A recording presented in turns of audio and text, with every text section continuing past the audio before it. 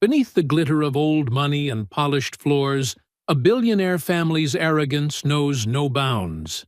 At their grand gala, they publicly humiliate their black maid, dousing her in champagne as the wealthy applaud.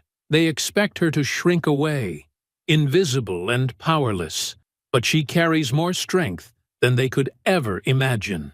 When their cruelty is broadcast for all to see, the billionaire family's empire crumbles overnight, and the woman they tried to break must decide whether to rise up and claim justice in a world that never expected her to fight back. Before we go any further, comment where in the world you are watching from, and make sure to subscribe, because tomorrow's story is one you don't want to miss. The darkness outside Clara's window was thick as molasses when her alarm buzzed at 4:30 a.m. Her small hand reached out from under the thin blanket, fumbling to silence the noise before it could wake Darnell in the next room. The springs of her old mattress creaked as she sat up, her bones aching from yesterday's double shift at the Danforth mansion. Their apartment was small, just 2 bedrooms and a kitchen that doubled as their living room. But Clara kept it spotless. The wooden floor was worn but swept clean, and family photos lined the walls, most featuring their mother's bright smile.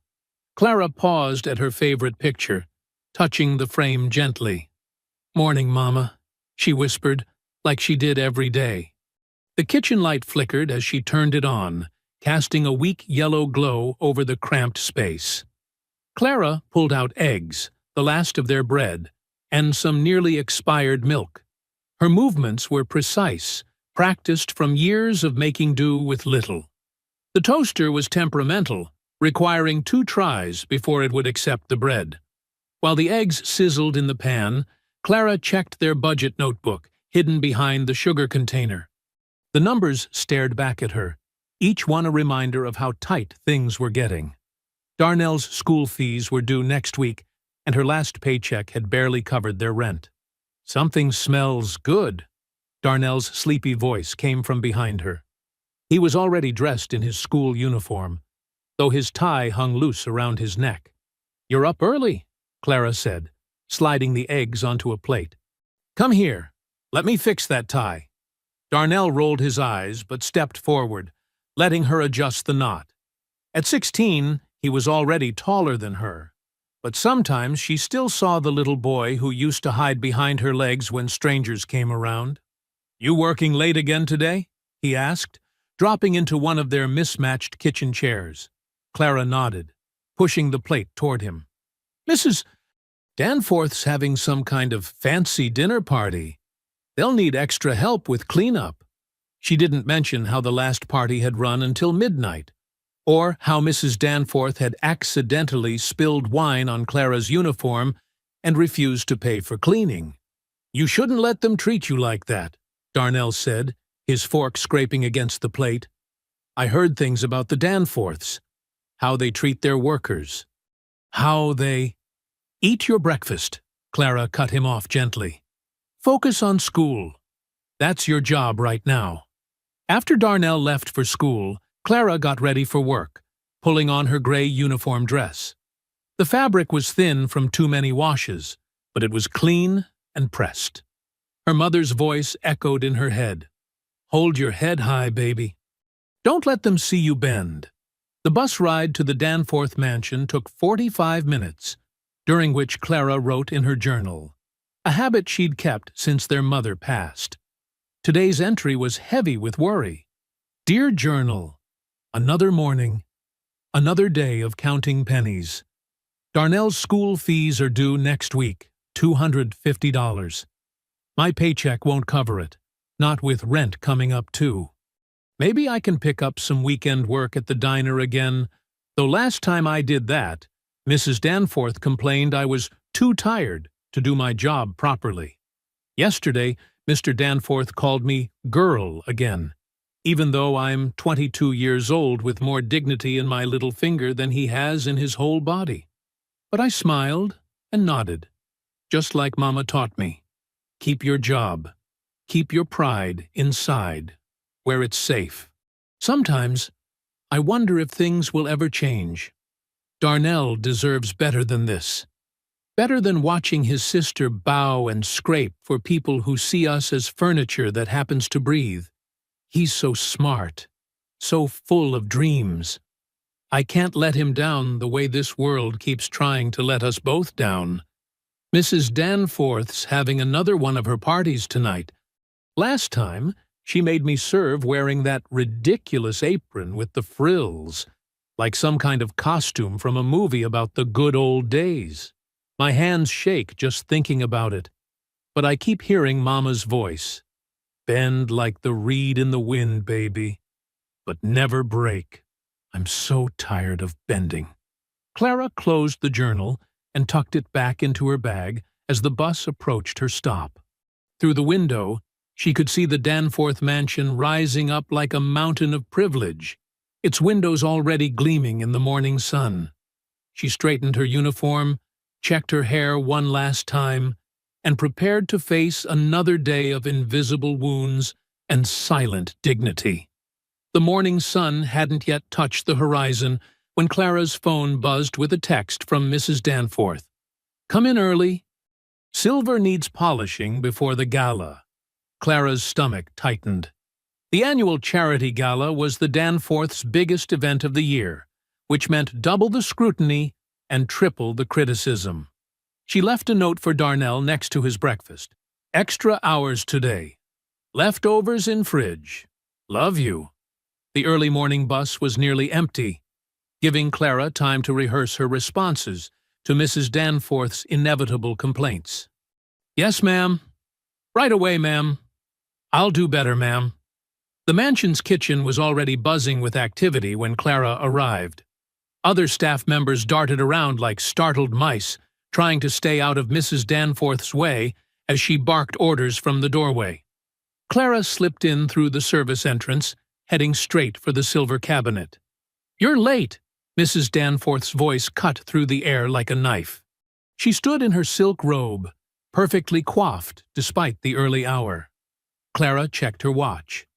6:58 a.m. Her shift didn't start until 7:00. "I'm sorry, ma'am," she said anyway, reaching for the polish and cloths. The silver service was laid out on the kitchen table, serving trays, candlesticks, and utensils that cost more than Clara made in a year. She began with the largest piece, a Victorian-era punch bowl that Mrs. Danforth's grandmother had supposedly brought over from England. "Careful with that." Mrs. Danforth hovered nearby, her shadow falling across Clara's work. "It's worth more than you'll see in a lifetime." Clara's hands remained steady as she worked the polish into the ornate patterns. Each piece required special attention.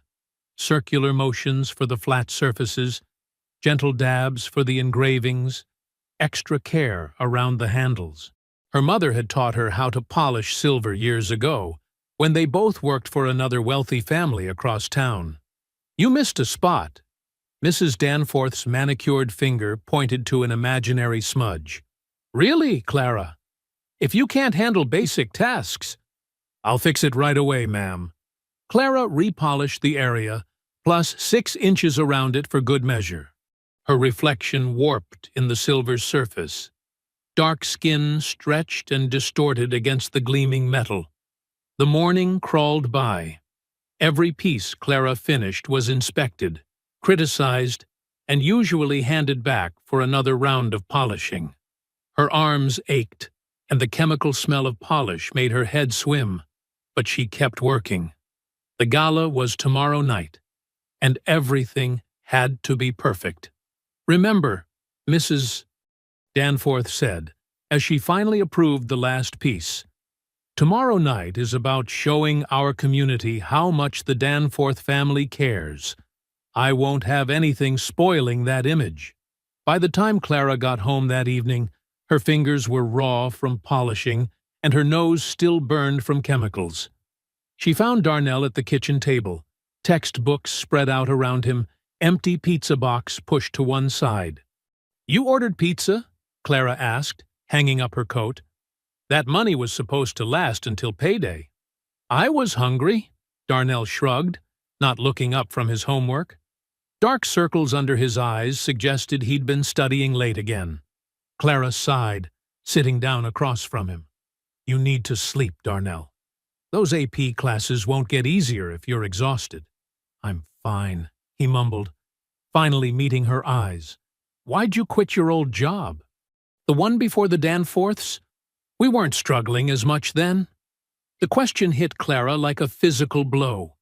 Images flashed through her mind. Another mansion, another wealthy family, another humiliation. She stood up quickly, gathering dishes from the table. That's ancient history. Focus on your homework and try to get some sleep tonight. But, no buts, Clara said firmly, turning to the sink so he wouldn't see her face. The past is the past. We look forward, remember? The water running over the dishes couldn't quite drown out the sound of her heart pounding. Some memories were better left buried, especially with tomorrow's gala looming ahead like a storm on the horizon. The morning of the gala arrived with a frenzy of activity. Clara's muscles still ached from yesterday's silver polishing, but there was no time to rest. She darted between rooms, checking off tasks from her mental list. Fresh flowers in the foyer, place cards arranged perfectly on dining tables, champagne flutes spotless and gleaming. Watch where you're going! Margot Danforth's sharp voice rang out as Clara nearly bumped into her while carrying a stack of fresh linens. The youngest Danforth daughter stood in the hallway, phone in one hand, designer coffee cup in the other. Sorry, Miss Danforth, Clara mumbled, sidestepping quickly. The linens threatened to topple, but she steadied them against her chest. God, why is everyone running around like headless chickens? Carter Danforth emerged from his room, still in his silk pajamas, despite it being nearly noon. He leaned against the door frame, watching Clara struggle with the linens. It's just another boring charity thing. Margot rolled her eyes. Daddy says this one's important. Something about tax write-offs and good PR. She turned to Clara, who was trying to inch past them. You better not mess anything up tonight. We don't need the help embarrassing us. Yeah, Carter smirked, reaching out to flick one of the tablecloths. Try not to trip and spill anything on the guests. Though that might actually make things interesting. Clara bit her tongue and kept moving. The linens needed to be pressed, and on the tables within the hour. She couldn't afford to waste time trading barbs with the Danforth siblings. In the laundry room, Clara worked quickly, pressing each tablecloth to crisp perfection. The iron hissed and steamed, adding to the already humid air. Sweat trickled down her back, but she couldn't stop. There were still dozens of tasks waiting. Need help with those? Maria, one of the newer maids, poked her head in. Without waiting for an answer, she grabbed an iron and started on the pile of napkins. Thanks, Clara said, grateful for the assistance. They worked in companionable silence for a few minutes, the rhythmic sound of irons gliding across fabric filling the small space. I heard Carter and Margot giving you trouble earlier, Maria said finally. Those two, there's something else. Clara shook her head. I've dealt with worse. I believe it. Maria paused, testing the heat of her iron. You know, I worked with your mama years ago. Before, she trailed off, suddenly very interested in a wrinkle that needed pressing. Clara's hands stilled on the tablecloth. You knew my mother? Yeah, over at the Whitman place. She was a good worker, your mama. Real, dignified, just like you. Maria's voice grew quieter. Things ended badly there. What do you mean? Clara turned to face her, the iron forgotten. Her mother had never talked about her time with the Whitmans, had never explained why she'd suddenly quit that job. What happened? Maria's face closed off, her earlier openness disappearing like a door slamming shut. Oh, it's not my place to say. Ancient history now. She grabbed another napkin, avoiding Clara's eyes. We should hurry with these linens. Guests arrive in 6 hours. Maria, please. Clara stepped closer. If you know something.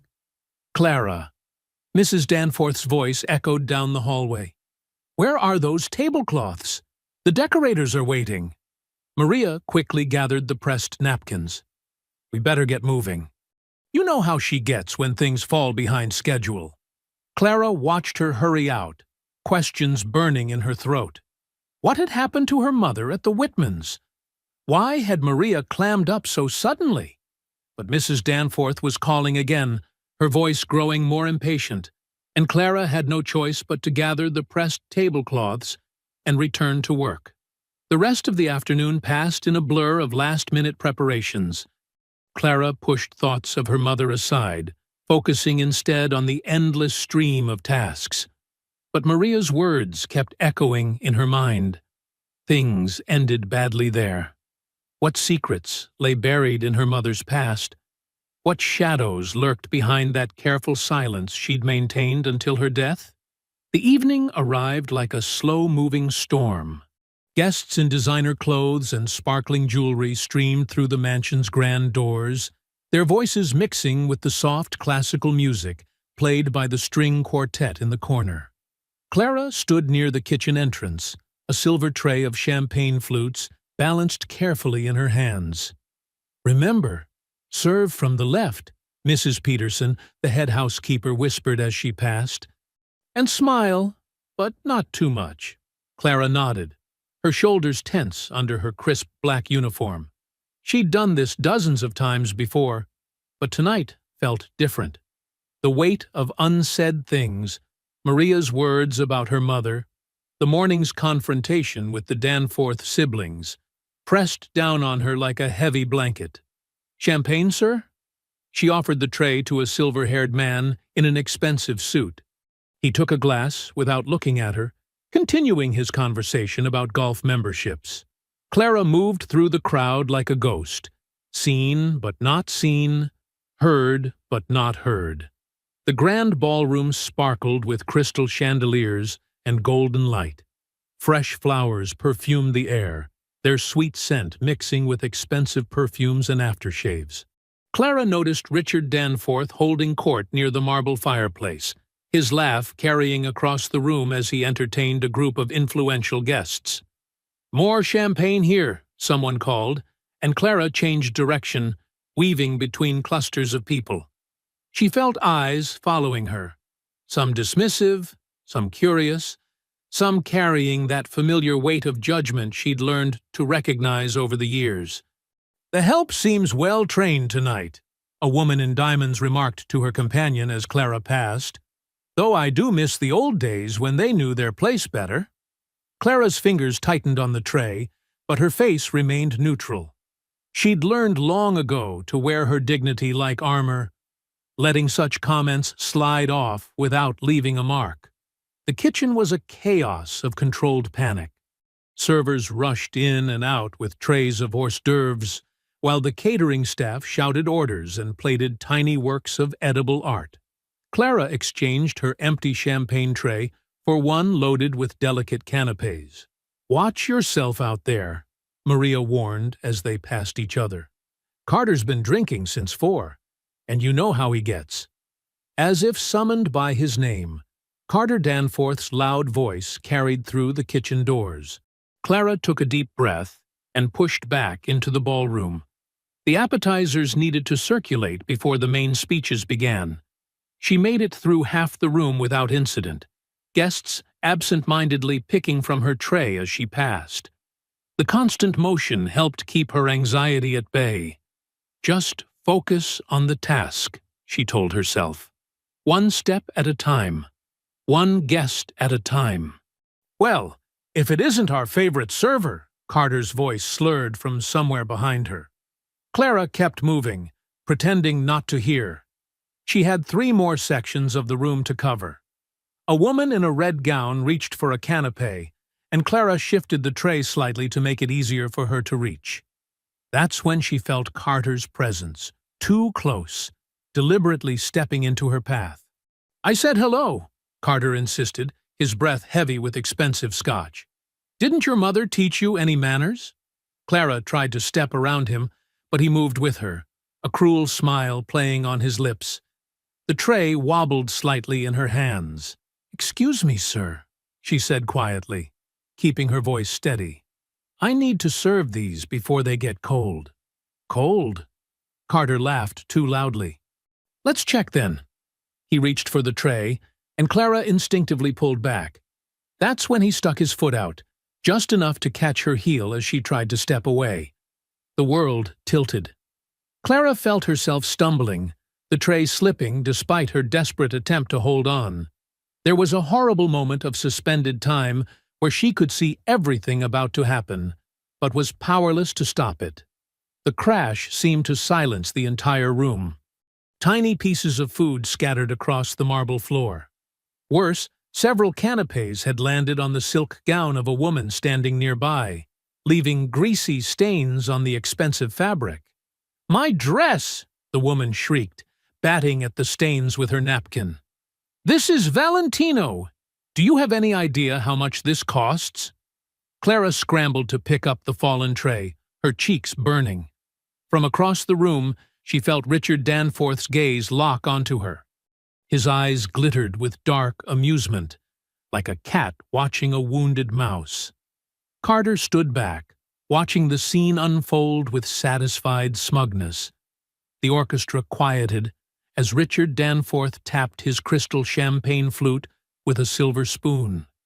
The sharp ping echoed through the ballroom, drawing all eyes to the raised platform where he stood, backlit by chandeliers. "Ladies and gentlemen," his voice carried effortlessly, practiced from years of commanding attention. "Tonight is about more than just raising money. It's about recognizing those who serve our community." Clara's stomach tightened as she collected broken glass from her earlier accident. Something in Richard's tone made her skin prickle with warning. Speaking of service, Richard's eyes found her in the crowd, his smile sharp as a blade. "Clara Bell Johnson, please join me on stage." The room went silent. Clara froze, still kneeling with fragments of glass in her hands. Mrs. Peterson appeared beside her, quickly taking the broken pieces. "Go on," she whispered, her face tight with concern. "Don't keep Mr. Danforth waiting." Clara stood slowly, smoothing her black uniform with trembling hands. The crowd parted as she walked toward the stage, her shoes clicking against marble in the heavy silence. Each step felt like walking through deep water, her legs heavy with dread. "Come, come," Richard beckoned, extending his hand with exaggerated courtesy. "Don't be shy, Clara." She climbed the 3 steps to the platform, keeping her eyes fixed straight ahead. The bright lights felt hot on her face, and hundreds of eyes watched her every move. Some guests already had their phones out, recording. "Clara here has been with us for how long now?" Richard asked, his voice dripping with false warmth. 3 years, sir," she answered quietly. 3 years, Richard boomed. 3 years of, well, interesting service, wouldn't you say? Scattered laughter rippled through the crowd. Though perhaps graceful isn't quite the word we'd use. More laughter, louder this time. Clara spotted Carter in the crowd, smirking as he filmed with his phone. Beside him, Margot whispered something to a group of young socialites who giggled behind their hands. "You know, Clara," Richard continued, placing a heavy hand on her shoulder, "when I was growing up, my father taught me the value of hard work, but he also taught me something else, the importance of knowing one's place." The crowd murmured appreciatively.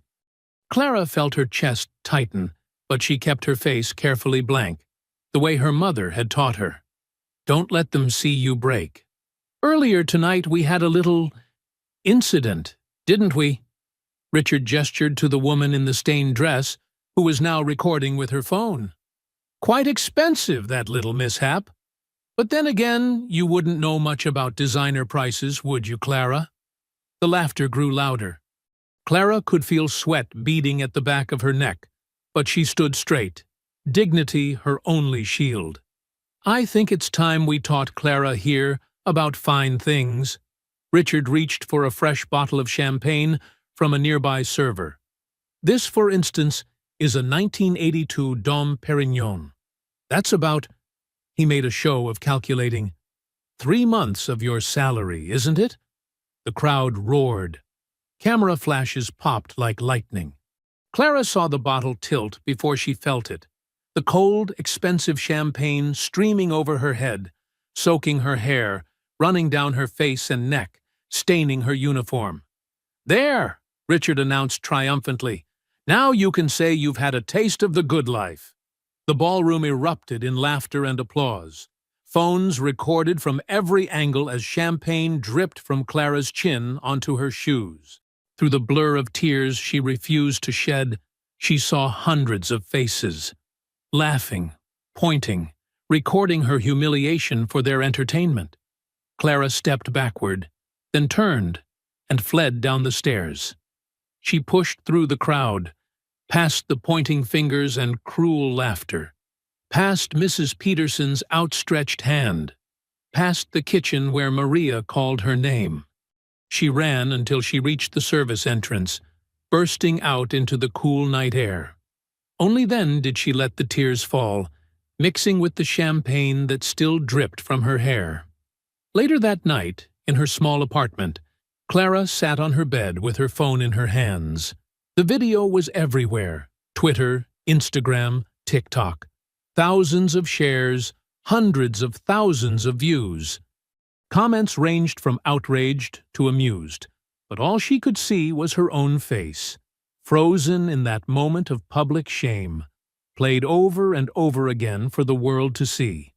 Clara's phone buzzed again, the screen lighting up her dark bedroom. 3:47 a.m. She hadn't slept at all.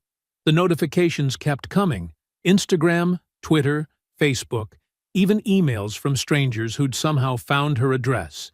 She scrolled through the messages, her eyes burning from exhaustion and dried tears. Some were kind. "Stay strong, sister. We're with you." "This is absolutely disgusting behavior." But others cut deep. "Should have kept your head down." "Looking for attention?" "Just another race baiter trying to get rich." The champagne had dried in her hair, leaving it stiff and sticky. She'd showered 3 times, but still felt dirty, like the humiliation had seeped into her skin. Her uniform lay crumpled in the corner, reeking of expensive alcohol and shame. A text from Mrs. Peterson popped up. "There are reporters outside the mansion. Mr. Danforth says, don't come in today." Clara's hands shook. Don't come in? Was she fired? How would she pay Darnell's school fees? Speaking of Darnell, she heard him stirring in the next room. The wall-mounted TV in the living room was still running news coverage. She'd left it on all night, unable to look away from her own public shaming played on repeat. "Clara?" Darnell appeared in her doorway, his school uniform already on. "There's people outside our building." She rushed to the window. Sure enough, a small crowd had gathered on the sidewalk below. Some held signs, "Justice for Clara," and "Boycott Danforth Industries." Others had cameras and microphones. "You're not going to school today," Clara said firmly. "I'll call you in sick." "But I have a test." "Not today, Darnell." Her voice cracked. "Please, just not today." Her phone rang, an unknown number. She declined it, like she had dozens of others. The TV droned in the background. Protests continue outside the Danforth estate after viral video shows wealthy businessman Richard Danforth pouring champagne over his maid's head during a charity gala. Clara made Darnell breakfast, though neither of them ate much. She kept checking her phone, watching the view count climb. 500,000. 1 million. 2 million. Each number felt like another weight on her chest. A text from Maria, another maid. "They're saying terrible things about you, Clara. The Danforths are telling everyone you staged it for attention, that you've been trouble since day one." The room spun. Clara sat heavily on the couch, her legs weak. Of course, they'd try to destroy her reputation. What else had she expected? Around noon, someone knocked on her door. Clara froze, but the knocking continued, gentle but persistent. "Ms. Johnson?" a male voice called. "I'm DeMarcus Willis, a civil rights attorney. I'm here with Inez Morales from the Daily Chronicle. We'd like to speak with you." Clara approached the door cautiously. Through the peephole, she saw a well-dressed black man in his late 30s, holding a leather briefcase. Beside him stood a Latina woman with a press badge, her expression serious but kind. "How did you find my address?" Clara called through the door. "Your neighbor, Mrs. Washington, directed us," the woman, Inez, answered. "We came through the back entrance to avoid the cameras. We're here to help, Ms. Johnson." Clara glanced at Darnell, who nodded encouragingly. Slowly she undid the chain and opened the door. DeMarcus Willis extended his hand. "What happened to you last night was more than just humiliation, Ms. Johnson. It was assault, discrimination, and a violation of your basic human dignity. And we're going to make sure the Danforths answer for it." "They're too powerful," Clara whispered. "Nobody ever wins against them." "Nobody's tried with evidence this clear," Inez said, holding up her tablet. "The videos reached 3 million views. People are outraged. Major news networks want to cover this. And I've already started digging into the Danforths' history. You're not their first victim, just the first one they were stupid enough to humiliate on camera. We can file charges," DeMarcus added, "civil and criminal. But more importantly, we can expose the systemic abuse that families like the Danforths have gotten away with for generations, if you're willing to fight." Clara looked at Darnell, then back at her visitors. Her hands were still shaking, but something else was building in her chest. A spark of hope, or maybe rage, or maybe both. Clara sat on her worn couch, clutching a throw pillow as the Danforths appeared on her TV screen. They stood behind a forest of microphones in front of their mansion, the perfect picture of wealthy concern. Richard Danforth wore his most expensive suit, while Lucille dabbed at her eyes with a monogrammed handkerchief. "We deeply regret the misunderstanding that occurred at our annual charity gala," Richard began, his voice dripping with fake sincerity. "The incident with Ms. Johnson was meant as a playful moment between employer and employee. Nothing more." Clara's fingers dug into the pillow. Playful? Her public humiliation had been playful? "We've employed Clara for several years," Lucille added, her voice trembling. "We've treated her like family, paid for her brother's school supplies, given her advances when she needed them. To see her turn on us like this, to twist a harmless joke into something so ugly." She pressed the handkerchief to her eyes. "That's a lie," Clara whispered. They'd never given her anything but the bare minimum wage, and she'd had to fight for even that. Margot stepped forward next, her designer dress and perfect makeup a stark contrast to Clara's wrinkled t-shirt and unwashed hair. Clara's always been difficult, moody. We tried to include her, but she kept herself separate. And now she's using this unfortunate incident to attack my family's reputation." The rage built in Clara's chest, hot and suffocating. She'd kept herself separate because every interaction had been laced with mockery and contempt. Because Margot had made a game of leaving messes for Clara to clean, of interrupting her work to send her on pointless errands. "We hope Ms. Johnson will accept our sincere apology," Richard concluded smoothly, "and we trust the public will see this for what it is, an opportunistic attempt to damage a family that has given so much to this community." The press conference cut to a montage of Danforth charitable works. Richard cutting ribbons, Lucille hosting fundraisers, the family donating oversized checks to carefully selected causes, all while paying their workers poverty wages, all while treating people like Clara as less than human. Her phone buzzed. "DeMarcus." Don't let them get to you. This is exactly what we expected. We're preparing our response. But it wasn't just the Danforths' lies that hurt. It was the comments scrolling across social media. She should be grateful to have a job. If you can't take a joke, don't work for the rich. Playing the race card for a payday. Clara got dressed for work anyway. She couldn't afford to miss another day, not with rent due and Darnell's school expenses piling up. She put on her spare uniform, did her best to look professional despite her exhaustion. The mansion's gates were closed when she arrived. 2 new security guards stood watch, large men in dark suits who'd never been there before. Clara showed her ID badge. "Sorry," one said, not sounding sorry at all. "You're not on the approved list." "I work here," Clara insisted. "I've worked here for 3 years." "Not anymore." The guard handed her an envelope.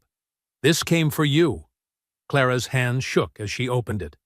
The letter was typed on expensive Danforth letterhead.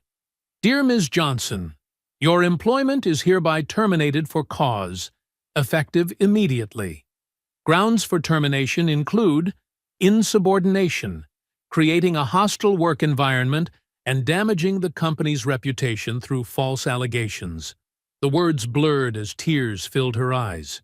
She'd expected this, but seeing it in writing made it real. Her phone buzzed again. This time, it was a text from her landlord, Mr. Green. "Need to discuss your living situation. Rent's going up. If you can't afford it, might be time to find other arrangements." Clara knew what that meant.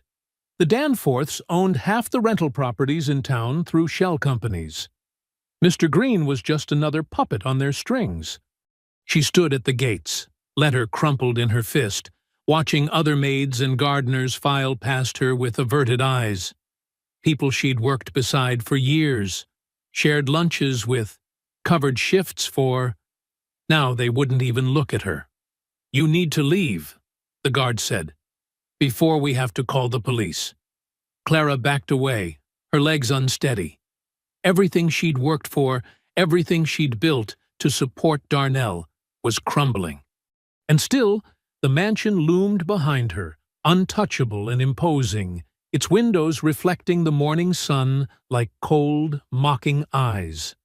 The fluorescent lights buzzed overhead as Inez Morales navigated the courthouse basement's maze of filing cabinets. The musty air made her nose itch, but she'd learned long ago that the best stories often lurked in these forgotten archives. "You sure you want to go back that far?" The elderly clerk, Mrs. Patterson, adjusted her glasses. "Those files are ancient history."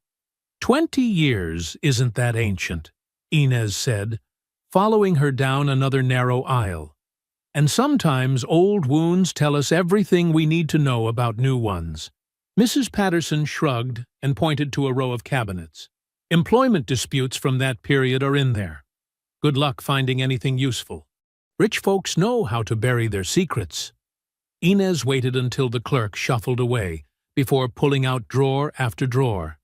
Her fingers moved methodically through the files, scanning names and dates.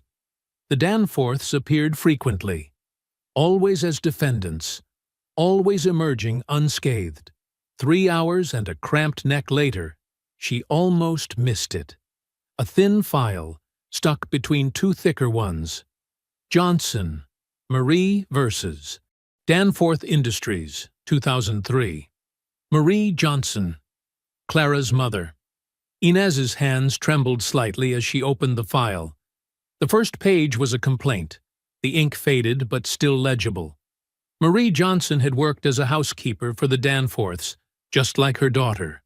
She'd filed suit for wrongful termination, assault, and emotional distress. "Oh my God," Inez whispered, reading further.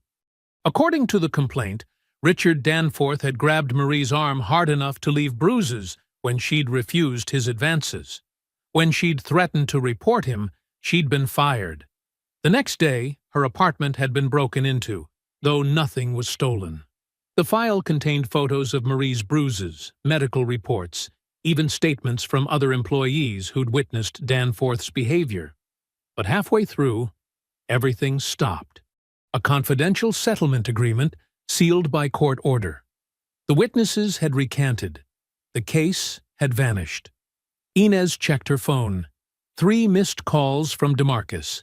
He'd been trying to build their current case, but the Danforths' lawyers kept throwing up roadblocks. Now she understood why they were so practiced at it. She drove straight to Clara's apartment, the file burning a hole in her messenger bag. The building was run down, paint peeling from the walls, but Clara's unit stood out. Small touches like a welcome mat and a potted plant gave it dignity. Clara opened the door, looking exhausted. Dark circles shadowed her eyes, but she managed a small smile. "Inez? I wasn't expecting you today." "I found something," Inez said gently. "Something you need to see. Can I come in?" They sat at Clara's small kitchen table. Homework papers were spread across one end. Darnell's math assignments, carefully checked and corrected in Clara's neat handwriting. She was still taking care of everyone else, even as her world fell apart. "This might be hard to read," Inez warned, sliding the file across the table. Clara opened it. Her face remained composed as she read the first page, but her hands began to shake. By the second page, tears rolled silently down her cheeks. "I never knew," she whispered. "Mama never said a word. Not one word." "She couldn't," Inez explained. "The settlement included a strict confidentiality clause. If she'd told anyone, she'd have lost everything." Clara stood abruptly, pacing the small kitchen. She got sick right after that job, started having panic attacks, couldn't sleep. The doctors called it anxiety and depression, but she pressed her fist to her mouth. "They did this to her. They broke her." "The pattern is clear," Inez said. "They haven't changed in 20 years. They're still using the same tactics: intimidation, threats, buying silence." Clara picked up her mother's photo from the windowsill. In it, Marie Johnson smiled broadly, her arm around a young Clara's shoulders. It was taken before the Danforths, before the light had gone out of her eyes. "She took that job to send me to college," Clara said, her voice cracking. "But then she got sick, and the money went to doctors instead. She died thinking she'd failed me. But she was the victim. They killed her dreams, her spirit, everything she worked for."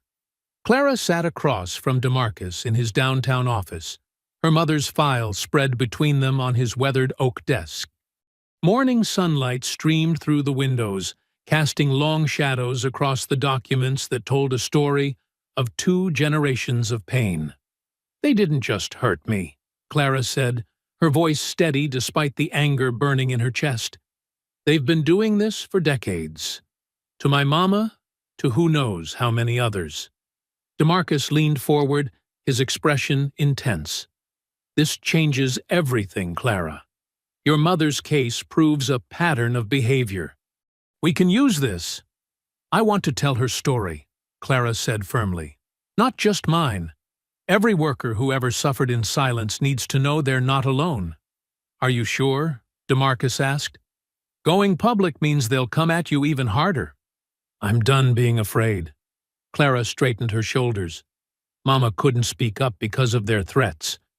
But I can. I will." That afternoon, Clara sat for an interview with Inez in a small studio downtown. The cameras felt intimidating, but Clara focused on the photo of her mother she'd brought, the one from happier days. "My mother, Marie Johnson, worked for the Danforths 20 years ago," Clara began, her voice growing stronger with each word. "She was a proud woman, hard-working, with dreams for her children. But they didn't see her humanity. They saw someone they could use and discard." As Clara shared the details from the file, the assault, the threats, the forced silence, her hands remained steady. "When I found these documents, so many things made sense. The way Mama changed after that job. How she'd wake up screaming some nights.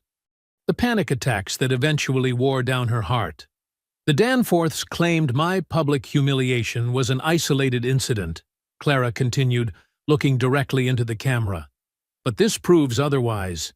They've been terrorizing workers for decades, using their money and power to bury the truth. Well, I'm digging it up, all of it. The interview aired that evening. Within hours, Clara's phone lit up with messages from former Danforth employees, each with their own story of abuse and intimidation.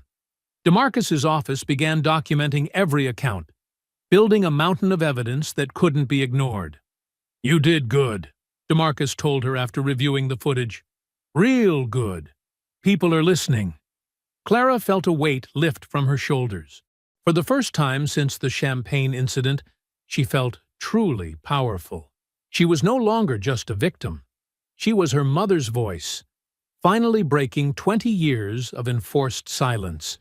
But the Danforths' retaliation came swift and cruel. Clara was helping Darnell with his chemistry homework when her phone buzzed. It was Darnell's friend Marcus. "Police got D at the corner store!" Clara's heart stopped. She grabbed her keys and raced to her car, praying the whole way. She found Darnell sitting on the curb outside the convenience store, surrounded by 3 police cruisers with flashing lights. 2 officers stood over him, their hands on their weapons. "That's my brother!" Clara called out, approaching slowly with her hands visible. "What's going on?" Store reported a shoplifting suspect matching his description, one officer said, his tone dismissive. "Just doing our job." "I didn't steal anything," Darnell protested. "They can check the cameras." Clara noticed the store owner watching nervously through the window. She'd seen him chat easily with Darnell dozens of times before. Something wasn't right. After 30 tense minutes of questioning, the officers finally admitted there was no evidence and let Darnell go. As they drove away, Clara saw a familiar black SUV, the same one that had been parked outside their apartment last week. The Danforths' security detail. Back home, Darnell paced their small living room, angry tears in his eyes. "They planned this, didn't they? Because of your interview?" Clara pulled him into a tight hug. "Listen to me," she said fiercely. "What happened to Mama? What's happening to us? It stops now. I promise you, Darnell. The Danforths will never hurt our family again." Darnell hugged her back just as tight. "I believe you," he whispered, "and I'm not scared of them either." The morning after Clara's interview aired, a crowd gathered outside the Danforth mansion. Not just protesters this time. Former employees clutching papers and photos, each with a story to tell. DeMarcus and his team set up a temporary intake center at a nearby church, interviewing witnesses from dawn to dusk. Clara sat with each person, holding their hands as they shared decades of abuse. An elderly janitor described working through chemotherapy because the Danforths threatened to cancel his health insurance. A former secretary showed documentation of systematic wage theft that had stolen thousands from the cleaning staff. A groundskeeper revealed photos of unsafe working conditions that had left 3 workers permanently injured. "They made us sign papers," a former housekeeper explained, her hands shaking as she handed over a stack of NDAs. "Said they'd blacklist us if we ever spoke up. But seeing you on TV, Miss Clara, if you can stand up to them, so can we." Inez worked furiously, cross-referencing testimonies and documents. Her office walls became a spiderweb of red string connecting photos, statements, and evidence. The pattern was clear. Decades of worker exploitation, all carefully hidden behind the Danforths' charitable facade. "Look at this," Inez called Clara and DeMarcus over one afternoon, pointing to a series of spreadsheets. Every time they fired someone unfairly, they logged it as a voluntary resignation to avoid unemployment claims. The numbers are staggering. DeMarcus nodded grimly.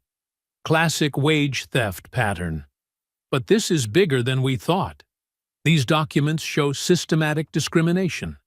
They specifically targeted older workers, minorities, anyone they thought wouldn't fight back.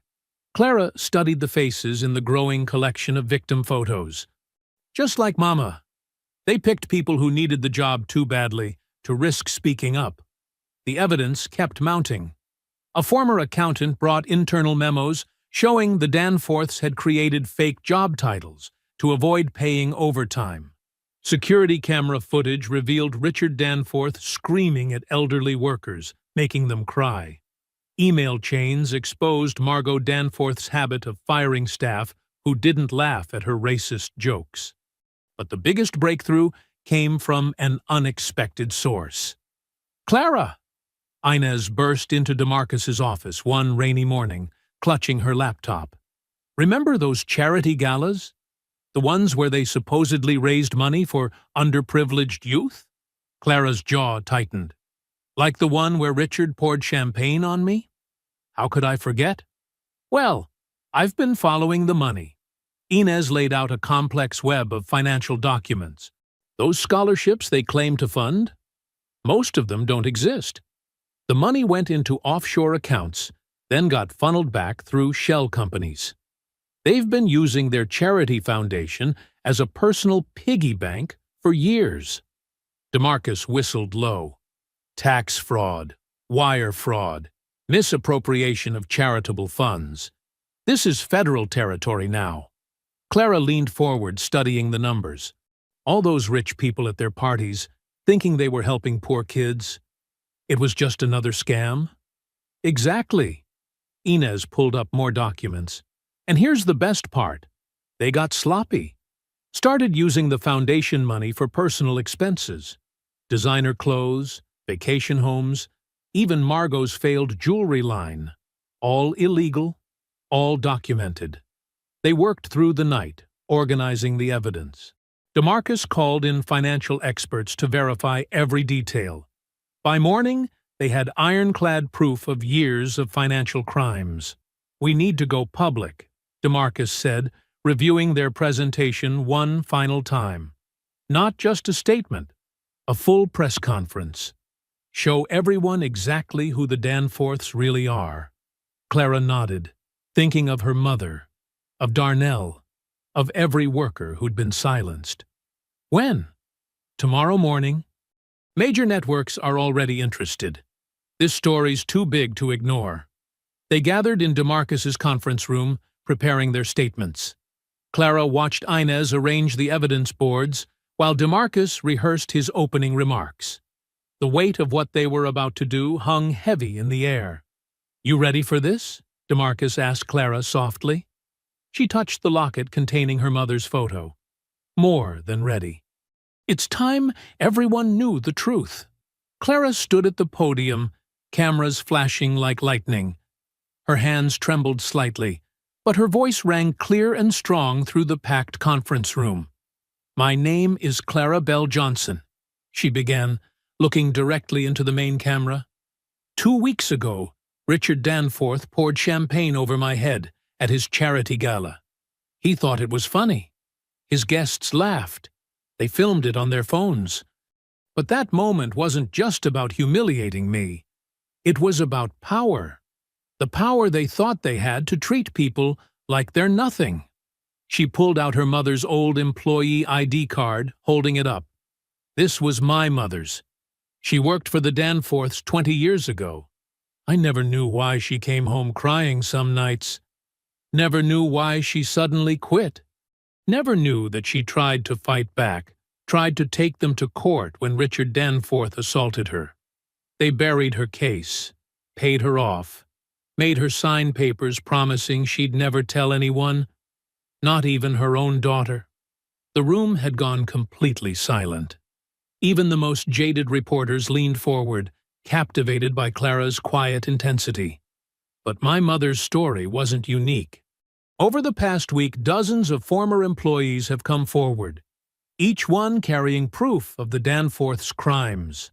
She gestured to the evidence boards behind her. Wage theft, discrimination, unsafe working conditions, assault, all carefully hidden behind their fancy parties and fake charity work. Inez stepped forward, directing attention to specific documents. The Danforth Family Foundation claimed to provide scholarships to underprivileged youth. Our investigation has uncovered that these scholarships were largely fictional. The money, millions in charitable donations, was diverted through offshore accounts and shell companies, ultimately funding the Danforths' lavish lifestyle. DeMarcus took over, his legal expertise lending weight to each accusation. We have documented evidence of systematic wage theft affecting hundreds of employees over decades.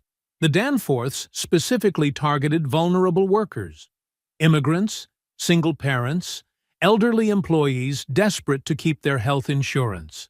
They forced them to work overtime without pay, denied benefits, and threatened anyone who dared complain. Clara returned to the podium. Her voice shook with controlled anger. When Richard Danforth poured that champagne on me, he thought I would stay quiet, like my mother did, like all their victims did. But times have changed. We're not staying quiet anymore. The questions erupted like a storm. Clara answered each one clearly, directing reporters to specific pieces of evidence. The live stream numbers skyrocketed as viewers shared the feed. Danforth crimes started trending within minutes. Hours later, as darkness fell over the city, a fleet of black SUVs pulled up to the Danforth estate's gates. Federal agents moved with precise efficiency, presenting search warrants to the startled security guards. News vans arrived moments later, their bright lights illuminating the scene like a movie set. Inside, Richard Danforth was shouting into his phone, demanding his lawyers fix this. Lucille frantically shredded documents in her office, but it was too late. The evidence was already public, backed up in multiple locations. Cameras rolled as agents led Richard Danforth out in handcuffs. His face, usually so smug and controlled, was twisted with rage. "This is ridiculous," he bellowed. "Do you know who I am?"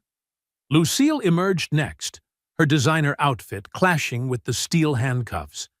She kept her head high, but her carefully maintained composure cracked when reporters shouted questions about the fake charity foundation. Local news caught the moment live. The mighty Danforths being helped into police vehicles like common criminals. Their mansion, usually so imposing, looked suddenly hollow under the harsh media lights. Neighbors gathered on their manicured lawns, watching in stunned silence as the empire crumbled. On a small TV in Clara's apartment, Darnell watched the arrests unfold. "They really did it," he whispered. "They really took them down." Clara sat beside him, holding their mother's photo. She thought of all the workers who'd found their voice, all the buried stories finally coming to light. The Danforths had spent decades building walls of money and influence to protect themselves. But in the end, the truth had torn those walls down. The news helicopters circled overhead, capturing the final moments of the raid. Agents carried out box after box of documents. The Danforth name, once synonymous with power and prestige, would now be forever linked to fraud and exploitation. The morning after the arrests, the Danforth empire began to crumble with breathtaking speed. Clara watched from her kitchen table as financial news channels tracked the collapse in real time. The family's stock prices plummeted, triggering automatic trading halts. "Breaking news," the anchor announced. "Major investors are pulling out of Danforth Industries following last night's arrests. The company's shares have dropped 60% since markets opened." Darnell sat beside her, munching cereal and staring at the scrolling headlines. "Look at that," he pointed. "Their biggest partner just canceled all contracts." The phone buzzed. It was Inez sending updates. Federal investigators had frozen the Danforths' accounts overnight, personal and business. Their credit cards were declined. Staff at their various properties walked off the job. The carefully crafted image of untouchable wealth shattered like cheap glass. "Global Partners terminates relationship with Danforth Industries," one headline declared. Another, "Charity organizations distance themselves from Danforth Foundation scandal." Social media exploded, with former business associates rushing to condemn the Danforths. The same people who had laughed at Clara's humiliation now posted long statements about their shock and disappointment at the family's behavior.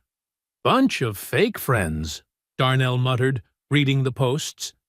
"They knew what the Danforths were like. They just didn't care until now." Clara nodded, thinking of all the times she'd seen those same socialites ignore the staff's mistreatment. "Money buys a lot of blind eyes," she said quietly. The news shifted to live coverage outside Danforth Industries headquarters. Employees streamed out carrying boxes, many looking shell-shocked. Security guards posted notices on the doors. The building was being seized as part of the federal investigation. Sources say the company's board of directors has called an emergency meeting, the reporter stated. Multiple executives have already resigned. The SEC has suspended trading of all Danforth-related stocks. Clara's phone kept buzzing with messages from other former employees. Many were crying with relief, sharing stories they'd kept hidden for years. Some offered to testify about their experiences. The dam of fear had broken, releasing a flood of long-buried truths. By afternoon, auctioneers arrived at the Danforth mansion. They methodically catalogued everything: the antique furniture, the art collection, the fleet of luxury cars. Even Margot's infamous designer wardrobe would be sold to help repay their victims. "Live from the Danforth estate," a reporter announced, where federal agents continue to uncover evidence of massive financial fraud. The family's assets are being inventoried for eventual auction. Early estimates suggest tens of millions in illegally obtained wealth. Cameras showed workers removing paintings from the walls, carrying out silver services, loading crystal chandeliers into trucks.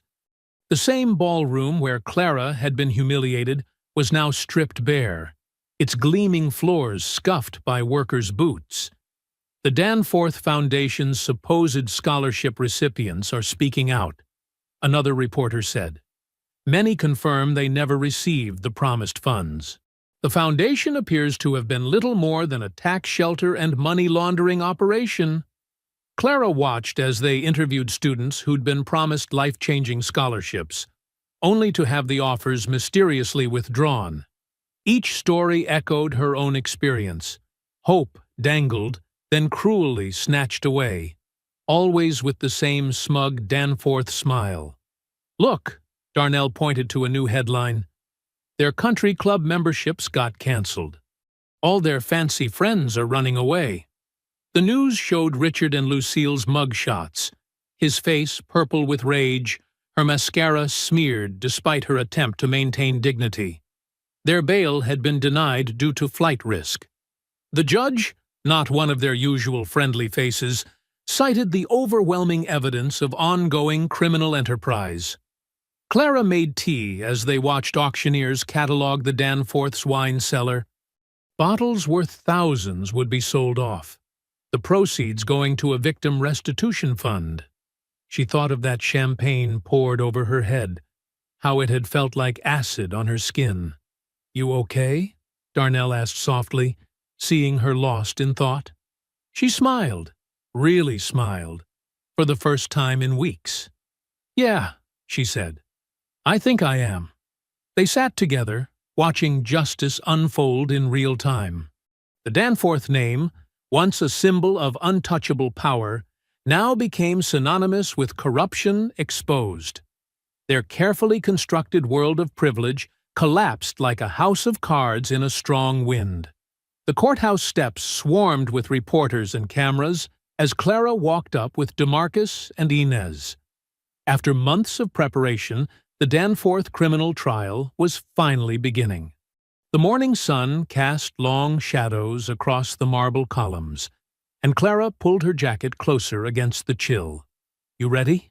DeMarcus asked quietly.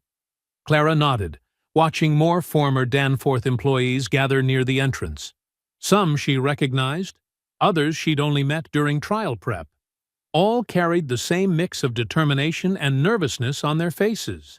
Inside the courtroom, Richard and Lucille Danforth sat at the defense table in orange jumpsuits, a jarring contrast to their usual designer clothes. Their expensive lawyers clustered around them like worried hens. Richard's face was fixed in its familiar sneer, but Clara noticed his hands trembling slightly as he shuffled papers. The prosecutor, Sandra Chen, laid out the government's case in her opening statement. The evidence will show that the Danforths built their empire on systematic abuse, discrimination, and fraud, she declared. They treated their workers like property, destroyed lives for sport, and stole millions meant for charity. The defense tried painting the Danforths as misunderstood philanthropists, victims of cancel culture and mob mentality. But their practiced smoothness felt hollow in the face of what was to come. One by one, former employees took the stand. A kitchen worker described being forced to work 16-hour days without overtime. A gardener testified about racial slurs Richard used casually, like they were normal conversation.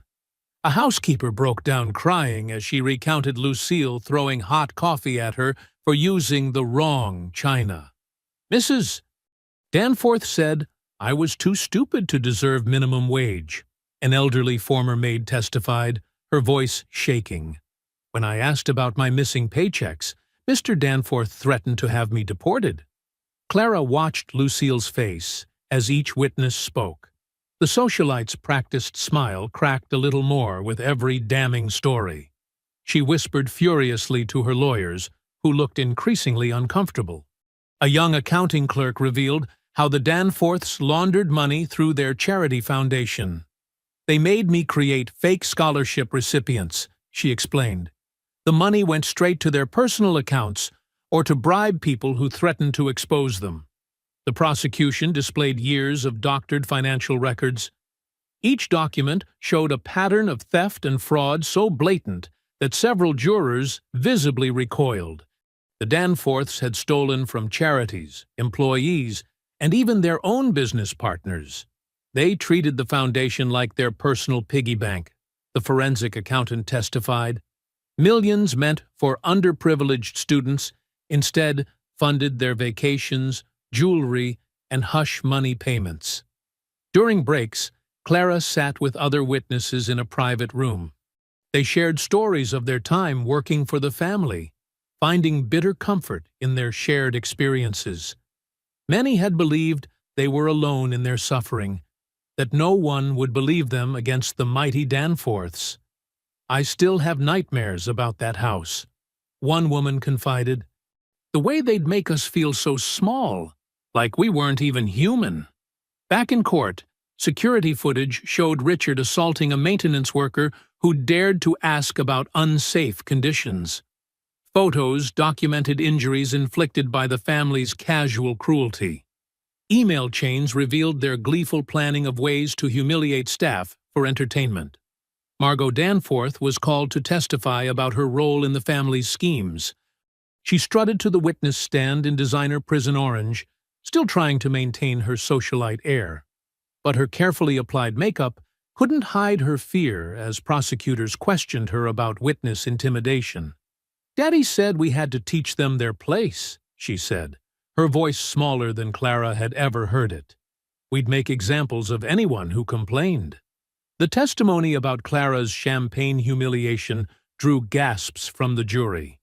The viral video played on courtroom screens, showing Richard's smug face as he poured the expensive drink over her head.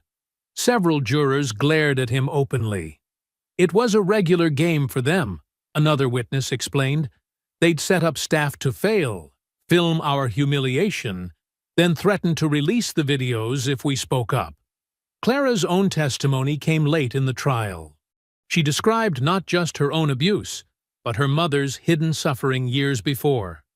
Her voice stayed steady as she detailed the pattern of discrimination, the calculated cruelty, the systematic destruction of dignity. "They didn't just hurt us physically or financially," she testified. "They tried to break our spirit, make us believe we deserved their abuse." Richard's face turned purple as she spoke. He leaned forward, trying to intimidate her with his glare like he had so many times before. But Clara kept her eyes forward, her voice clear. His power over her was gone. The defense tried claiming the Danforths were simply old-fashioned employers who didn't understand modern sensitivities. But their arguments fell flat against the mountain of evidence and testimony. Even their own witnesses seemed reluctant to defend the family's actions. As the trial neared its end, the courtroom grew more crowded. Reporters filled every available seat, their pens scratching as they documented the Danforths' fall. Former business associates who'd once courted the family's favor now watched from the gallery with carefully blank expressions. The jury took less than 6 hours to reach their verdict. Clara sat between DeMarcus and Inez as the forewoman stood, her heart pounding. The courtroom fell silent. On the charge of criminal fraud, we find the defendants guilty, the forewoman read. On the charge of criminal discrimination, guilty. On the charge of criminal harassment, guilty. On the charge of witness intimidation, guilty. The list went on, a litany of guilt for every charge. Clara watched Richard's face crumple as each verdict hit him. Lucille swayed in her seat, her perfect mask finally shattering completely. Behind them, Margot burst into noisy tears. The judge's gavel echoed through the hushed courtroom, making the moment official. The mighty Danforths, who had considered themselves above the law, were now convicted criminals facing decades in prison. The afternoon sun streamed through DeMarcus's office windows as Clara sat across from him, staring at the settlement papers in disbelief. The numbers seemed impossible. 8 figures, with substantial compensation for every victim who'd come forward. This is real? Clara's hands trembled as she held the document. They actually agreed to all of it? DeMarcus grinned, leaning back in his chair. With their assets frozen and criminal convictions on record, they didn't have much choice. The civil suit was airtight. Clara scanned the details again. Beyond individual payments, the settlement required the creation of a multi-million-dollar fund to help exploited workers across the state. Money for legal aid, job training, emergency housing, everything she and DeMarcus had demanded. "Look at this section," DeMarcus said, pointing to a paragraph.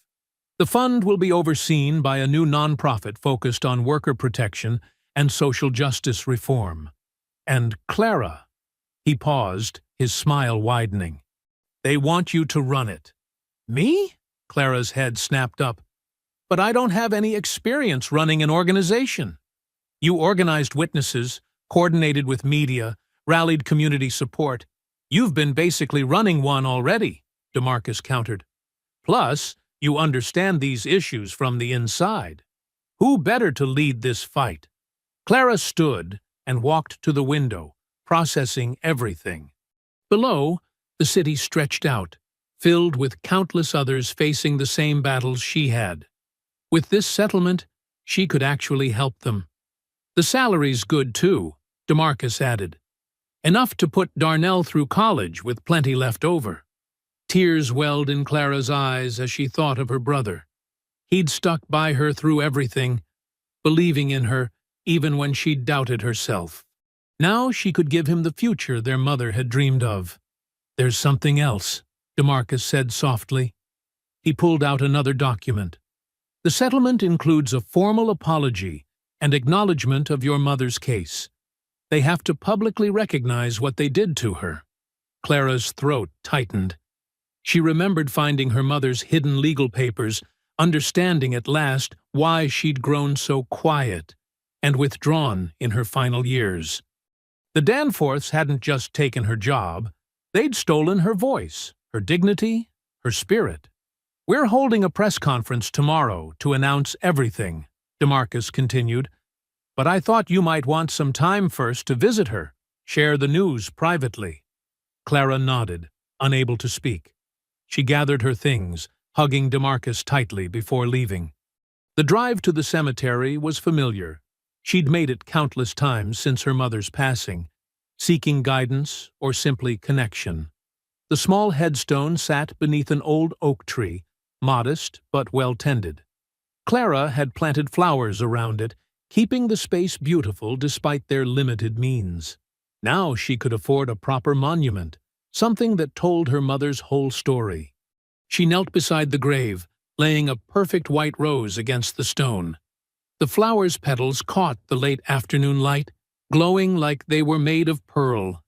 "Hi, Mama," Clara whispered. "I did it. We did it. They can't hurt anyone else now." Wind rustled through the oak leaves above, almost like a response.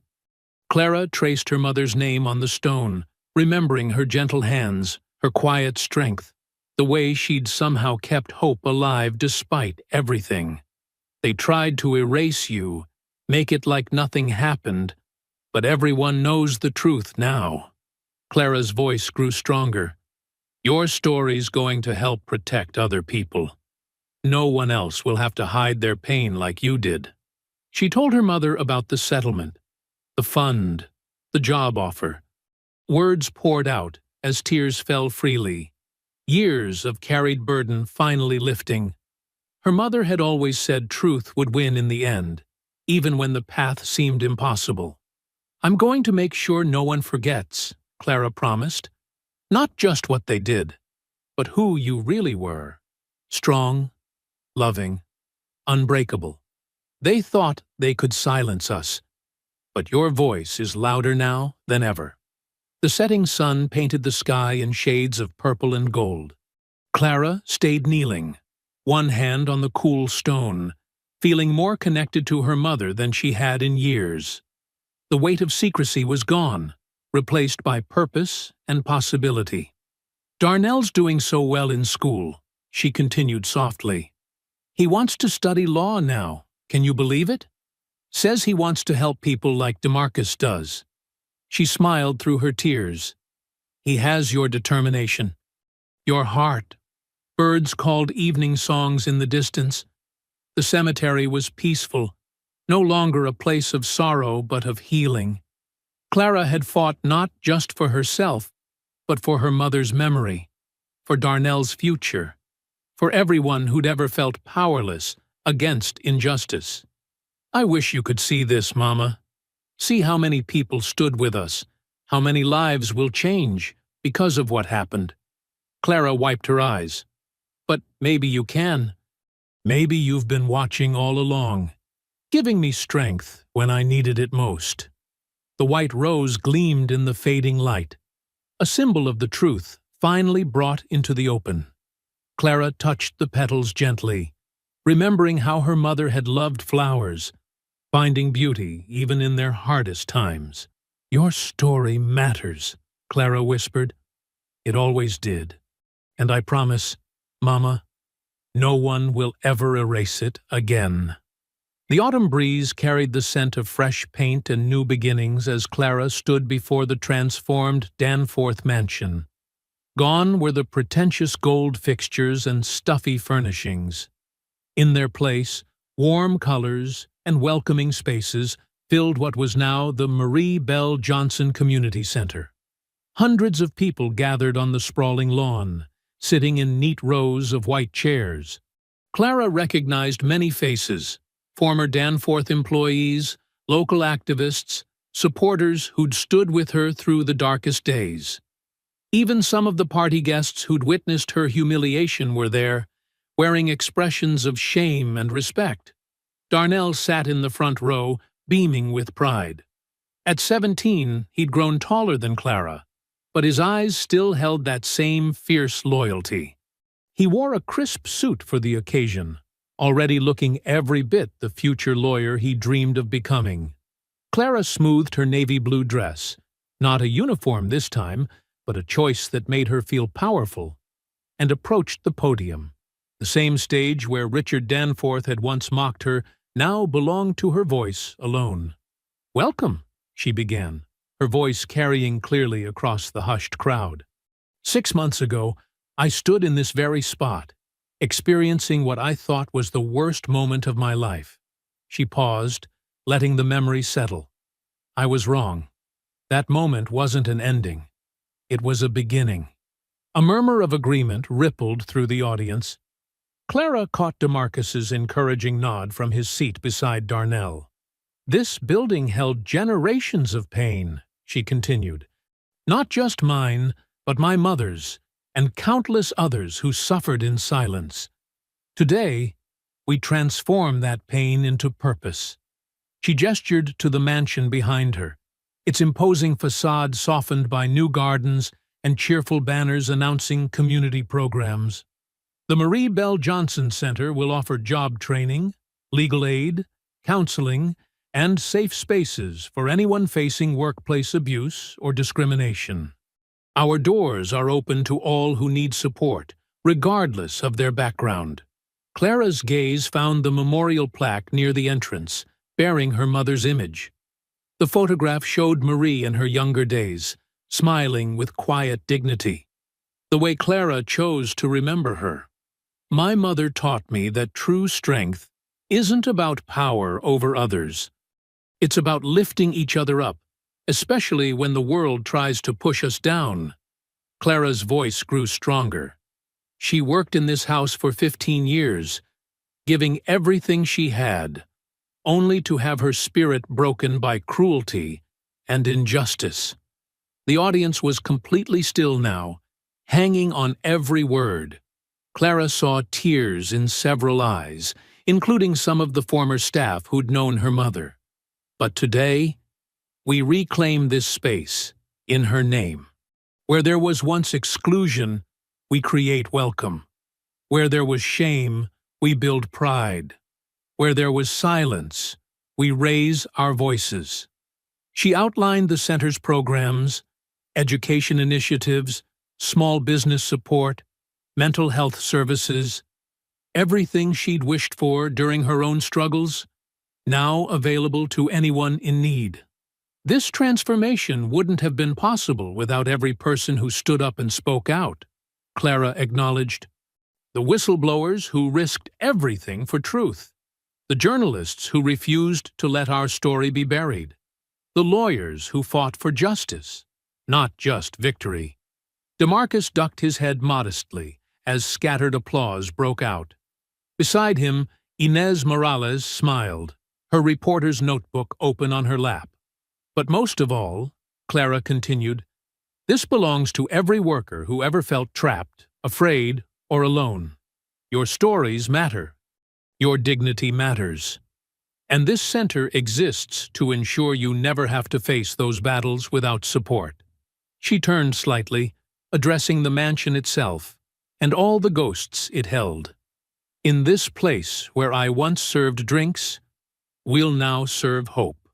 Where I was told to be invisible, we'll help people shine. Where I was humiliated, we'll restore pride." Darnell wiped his eyes quickly, trying to maintain his teenage composure. But Clara saw their mother's strength in his face, in the way he held himself tall despite emotion. "The fund created by our settlement has already helped over 200 families," she reported. "But this is just the beginning. Through the center's programs, we'll reach thousands more. Every person who walks through these doors carries dreams worth fighting for." The breeze picked up, rustling through the new garden's leaves. Clara remembered her mother's love of growing things, how she'd somehow kept hope blooming even in barren soil. "So, today, we plant new seeds," Clara said, her voice full of quiet conviction. "Seeds of change, of justice, of healing. And we water them with the truth of our stories, the strength of our unity, and the power of our refusal to be silenced." She looked out at the sea of faces, black, white, brown, young, old, wealthy, struggling, all united in this moment of transformation. "Welcome to the Marie Bell Johnson Community Center," Clara concluded. "May it stand as proof that dignity can rise from degradation, that justice can grow from pain, and that every voice deserves to be heard." The applause was thunderous, people rising to their feet in waves. Darnell bounded up to hug her, his arms strong and secure around her shoulders. As others approached to shake her hand or share their own stories, Clara felt her mother's presence almost tangibly. Not in sorrow now, but in triumph. Later that night, after the celebrations ended and the last visitors departed, Clara sat at her small desk at home. Her journal lay open before her, its pages filled with years of hopes, fears, and dreams. She'd started writing in it the day she began working for the Danforths, needing somewhere to pour out her unspoken thoughts. The lamp cast a warm glow as she picked up her pen, ready to close this chapter of her journey. The words flowed easily now, unlike the tear-stained entries of months past. Her handwriting was steady, matching the peace in her heart. I hope you enjoyed that story. Please share it with your friends and subscribe so that you do not miss out on the next one. In the meantime, I have handpicked 2 stories for you that I think you will enjoy. Have a great day.